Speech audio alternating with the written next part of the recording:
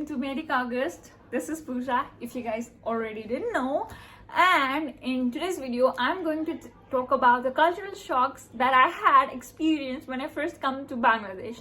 So the number one being the prayer breaks. So in Bangladesh, in institutions like bank, college, school, there is break for praying. So when I was in bank to open my bank account for the first time, I found out they actually have breaks in order to pray, and I like it's an incredible thing to do in institutions, having break to pray. And it was for me, it was a shocker because I've never heard or seen anything like that in Nepal. So for me, it was like a shocker. So yeah. And then later in college also I found out they have breaks, so I was like, wow, incredible, right? And then next thing, second thing that was really shocking was, so Bangladeshi are big non-vegetarians. They are known for their love for non-vegetarian food. And what I found out is when I was going to go buy chicken, so when you go to the butcher and you like ask for 2 kg chicken, for example, then they actually bring a live chicken, weigh it, and then just clean it and then give you. So they do not have the already clean chicken and then they weigh the clean one and then weigh for you. It's just like live chicken is actually weighed and then only the process begins, right? So you will never have an exact 2 kg ready to take home kind of a chicken, because they actually weigh live chicken. So every time you go to the butcher for chicken, you are going to get fresh chicken. So yeah, for me it was, oh really? And then yes, I think this will be only for us Nepalese, this shock. So yeah, beef. So in Bangladesh, of course, they eat beef and they sell beef. And for me, because I'm from Nepal and that's illegal in Nepal to eat or sell beef like in open, so for me it was like, oh my god, like it felt so illegal for me inside. And I don't know if it's a cultural shock or not, but yeah, beef was a thing. Now I'm a little bit okay beef, but before, like, though I wouldn't express it deep inside, I would, I felt illegal, I don't know what to say. I felt illegal, but then now it's like, yeah, I'm used to it. Okay, beef. So there are so many ponds in Bangladesh, and it's like so many, like every house I feel has a pond of their own. Our college also has pond. I don't know, they even do man-made ponds. There is natural ponds. There are many ponds in Bangladesh.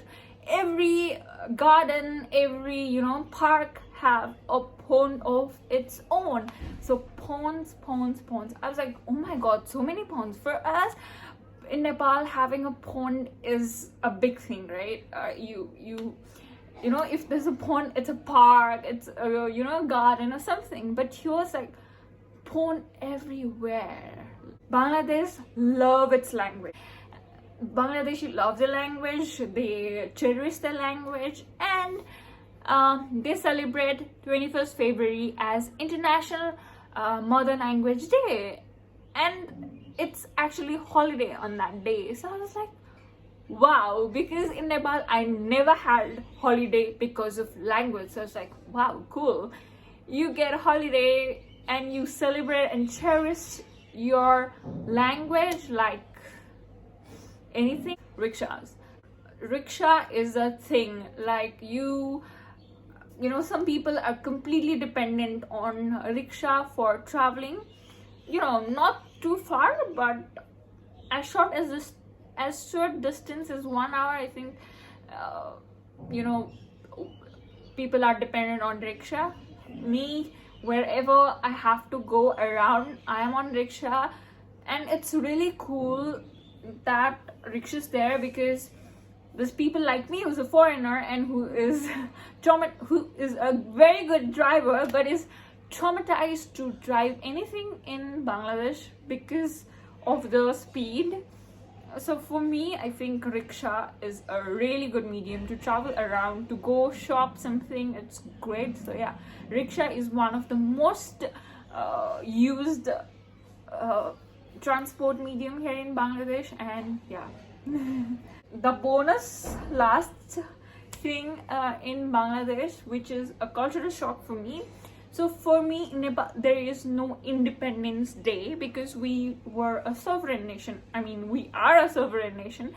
We never had been under a power of a foreign country, right? So we don't celebrate Independence Day. So for me, Independence Day literally means, you know, the day where you got independence. And after coming to Bangladesh, I learned one more day which I had never learned in my entire life, which was a victory day.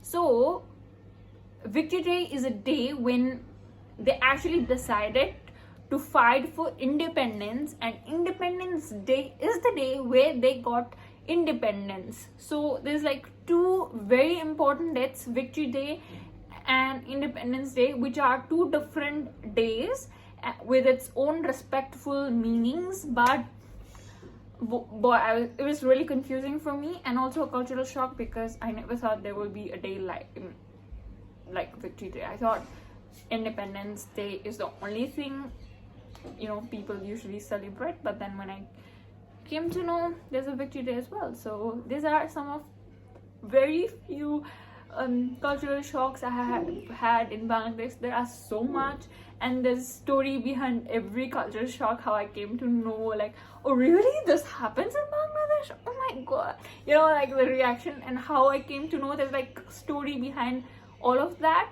Maybe I'll make another video, or maybe I'll do a story time sometime in my video. So don't forget to like, share, subscribe. You know the drill, man. You know the drill. Like, share, subscribe, and don't forget to watch me or catch me in another video.